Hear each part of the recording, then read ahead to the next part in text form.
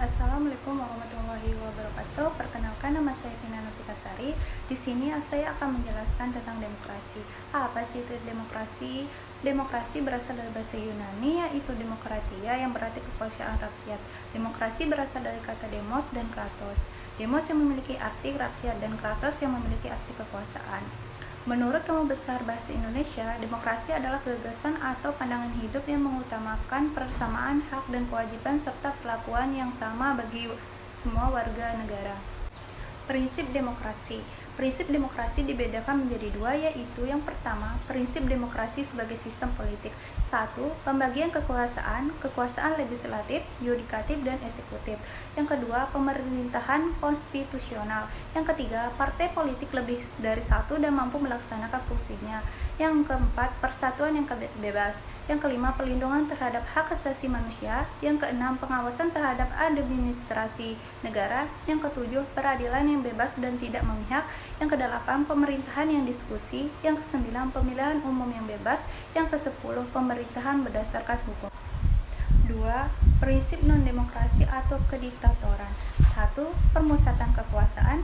2. Perintahan tidak berdasarkan konstitusional.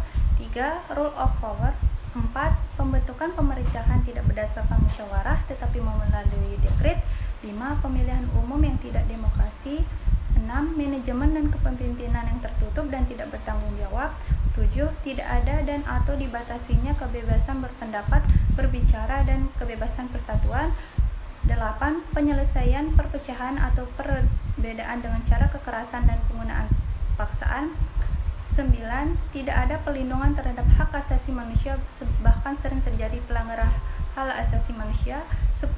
Menekan dan tidak mengikuti minoritas warga negara. Jenis-jenis demokrasi.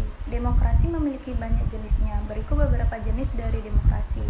1. Demokrasi menurut cara aspirasi rakyat, yang dibagi menjadi dua, yaitu demokrasi langsung dan demokrasi tidak langsung. Demokrasi langsung merupakan sistem demokrasi yang memberikan kesempatan kepada seluruh warga negaranya dalam permusyawaratan saat menentukan arah kebijakan umum dari negara atau undang-undang. Demokrasi tidak langsung merupakan sistem demokrasi yang dijalankan menggunakan sistem perwakilan.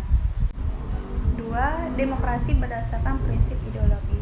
1. Demokrasi liberal merupakan kebebasan individu yang lebih ditekankan dan mengabaikan kepentingan umum.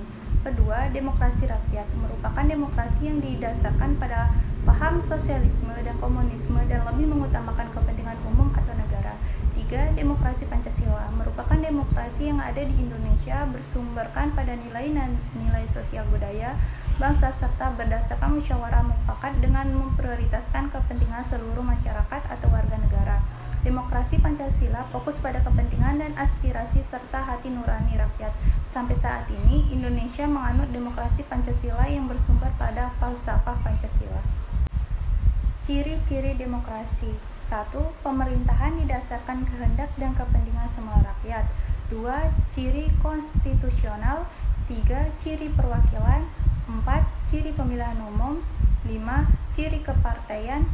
6. Ciri kekuasaan. 7. Ciri tanggung jawab.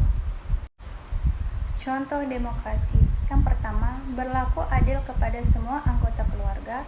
Kedua, bebas mengeluarkan pendapat. 3. Mengatasi masalah keluarga dan musyawarah. 5. Mendahulukan kepentingan bersama. Sekian dari saya, kurang lebihnya mohon maaf. Wassalamualaikum warahmatullahi wabarakatuh.